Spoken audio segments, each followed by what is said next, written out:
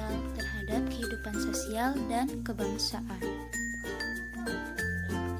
Pada pengaruh interaksi sosial terhadap kehidupan sosial dan kebangsaan, terdapat yang namanya mobilitas sosial, pluralitas, konflik, dan integrasi.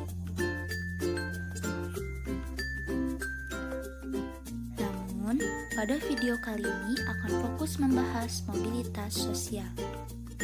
Mobilitas sosial adalah perpindahan posisi seseorang atau sekelompok orang dari lapisan yang satu ke lapisan yang lain.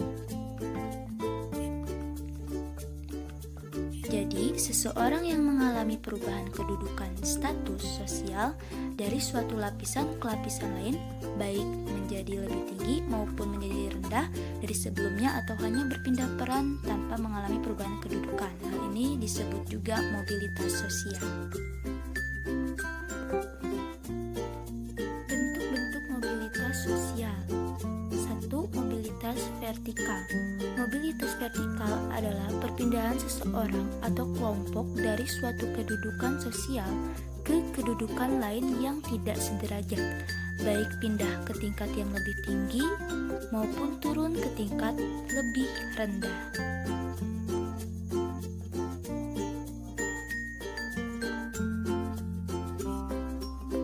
Mobilitas vertikal ke atas atau social climbing. Social climbing adalah mobilitas yang terjadi karena adanya peningkatan status atau kedudukan seseorang dari yang rendah ke status yang tinggi.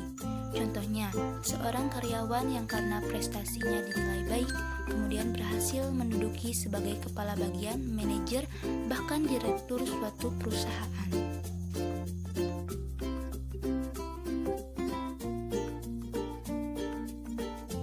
Mobilitas vertikal ke bawah atau social sinking.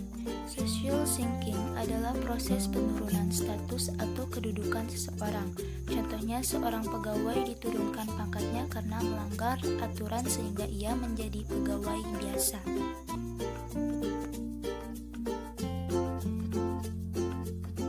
Mobilitas horizontal.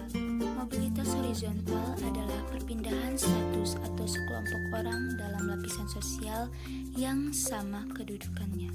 Contohnya adalah Pak Zainuri pindah ke sekolah lain, namun tetap dalam jabatan sebagai kepala sekolah.